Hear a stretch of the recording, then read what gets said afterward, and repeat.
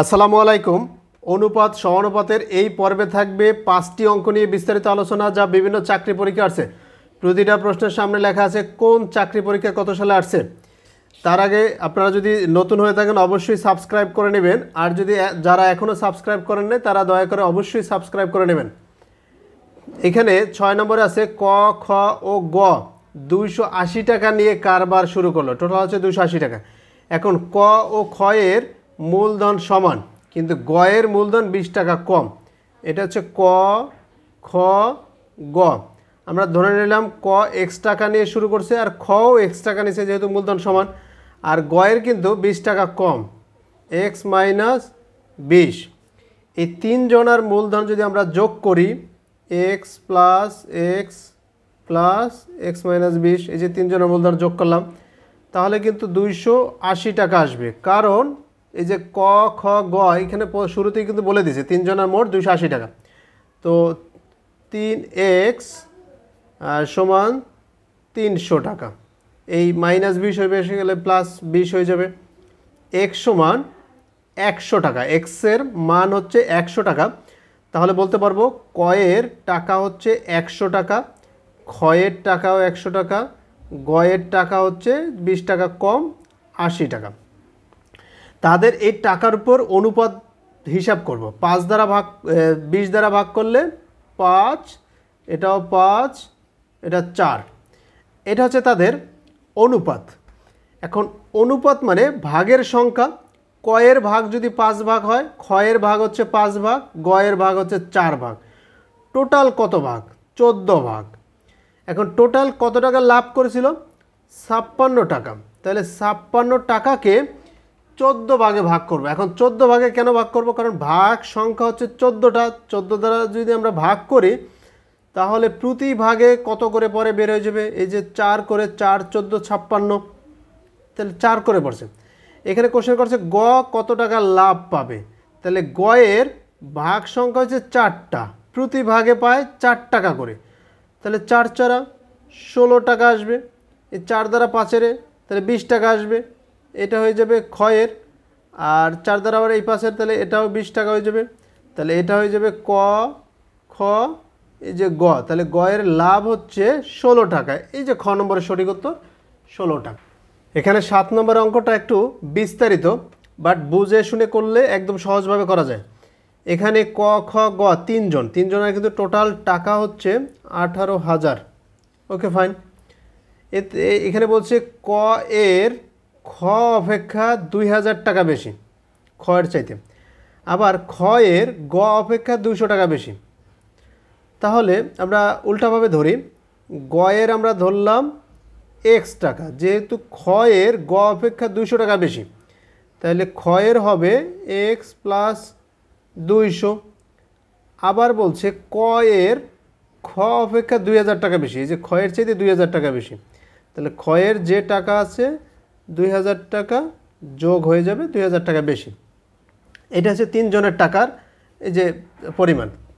তাহলে যেহেতু তিনজনের টাকা 18,000 টাকা দিয়ে দিছে, তো আমরা প্রশ্নপত্রে লিখতে পারবো এই যে তিনজনের এই যে যোগ করার ফলে 18,000 হবে। এখন এই x x x 3x plus এই যে 2,000, এই 200, এই 200, তার মানে 2400 সমান আসবে 18,000।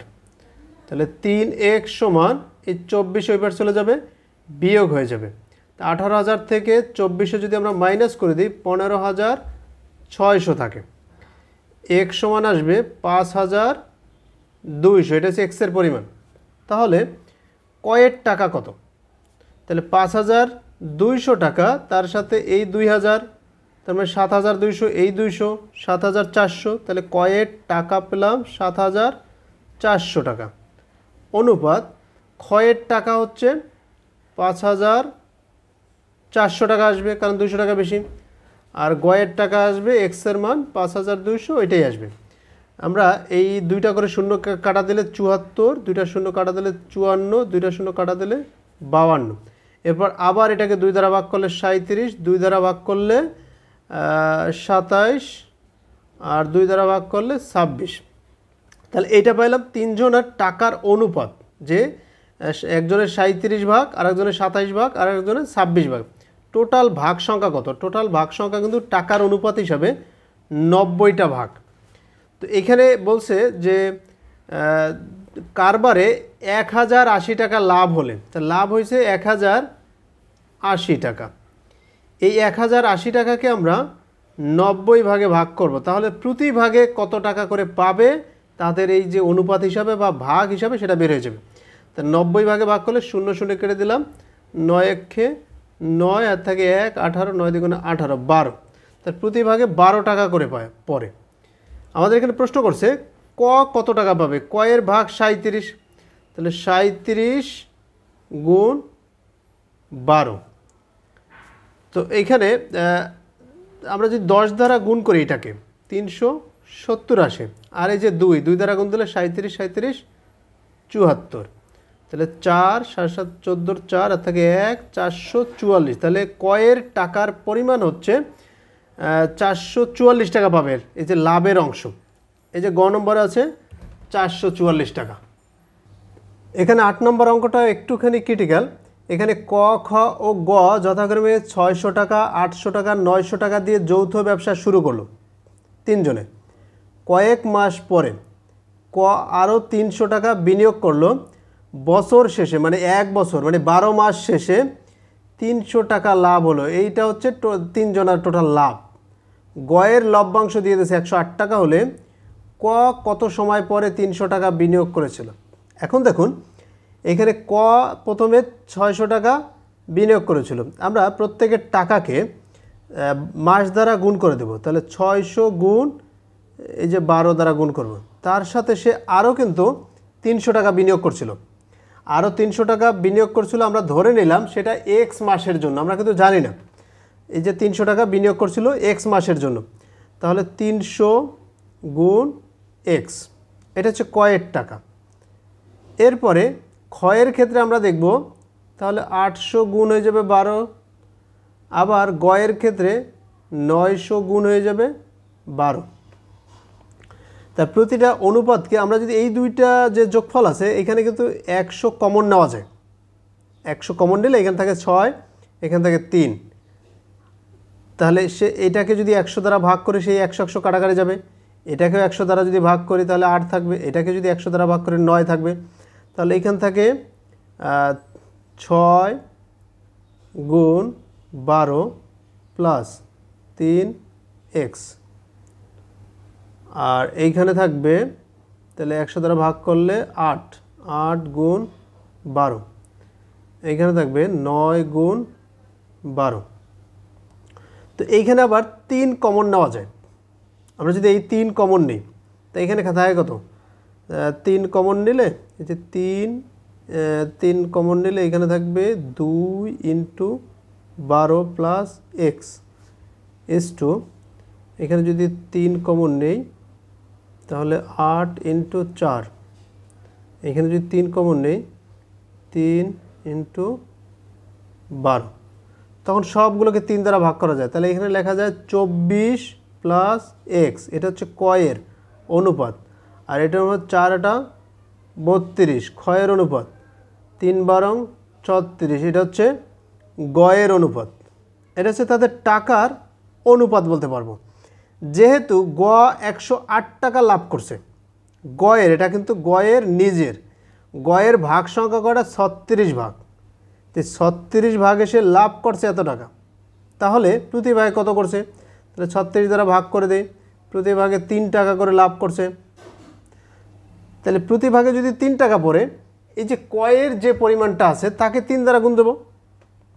তো 3 দ্বারা গুণ দিলে 3 24 72 প্লাস 3x, এটা হচ্ছে কয়ের পরিমাণ। একে 3 দ্বারা গুণ দেবো, 3 30 90, 3 দিয়ে 6 96 টাকা, আর এর তো 108 টাকা। এই তাহলে তিনজনের টোটাল টাকার পরিমাণ বেড়ে যাবে। আমরা এটাকে প্লাস করে দিই, প্লাস করে এটা 300 লিখতে পারি। কেন 300 লিখতে পারি? কারণ টোটাল লাভ হচ্ছে 300 টাকা। এই আমাদের ক্যালকুলেশন তৈরি হয়ে গেল। এখন এক্সের মান বের করে ফেলবো। তাহলে এটা আমরা যদি এইটা এইটা এইটা তিনটা যোগ করে ওই পাশে দিয়ে দিয়ে বিয়োগ হয়ে যাবে।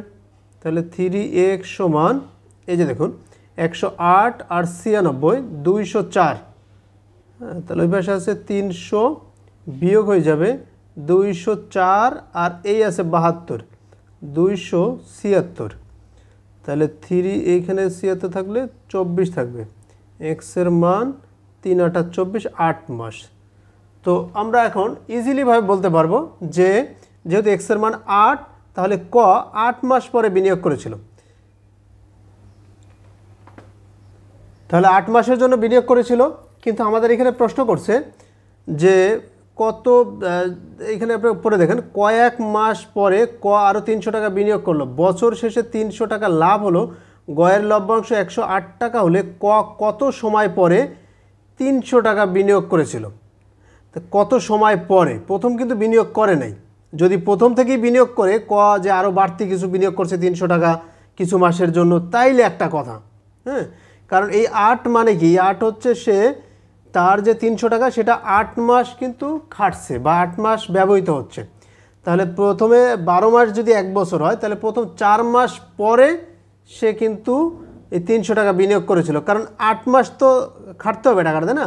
তা প্রথম 4 মাস গেলে বাকি থাকে কত, 1 বছরের বাকি থাকে 8 মাস, সে 8 মাসের জন্যই 300 টাকা বিনিয়োগ করেছিল। তার মানে এখানে আমাদের প্রশ্ন করছে কত সময় পরে, তাহলে সঠিক উত্তর হবে 4 মাস পরে।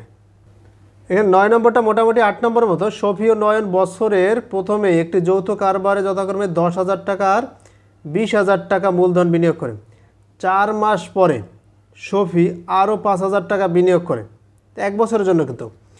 তো শফি প্রথমে 10,000 টাকা বিনিয়োগ করে, এই 10,000 টাকা ছিল তার 12 মাসের জন্য। এরপর বলছে 4 মাস পরে শফি আরও 5,000 টাকা বিনিয়োগ করে, তাহলে 4 মাস পরে যেহেতু আরও 5,000 টাকা বিনিয়োগ করে 4 মাস পরে, তাহলে কয় মাসের জন্য, 8 মাসের জন্য। এটার সাথে আনুপাতিক হার আসবে, ওই যে 20,000 টাকা বিনিয়োগ করছে সেখানে গুণ হয়ে যাবে ওই যে 12 মাসের জন্য 12 দ্বারা। তো এখন আমরা যদি এটাকে কাজ করি, এই দুইটার ভিতর থেকে একটা জিনিস কমন নেওয়া যায়, সেটা হচ্ছে 1 লিখে 3টা শূন্য।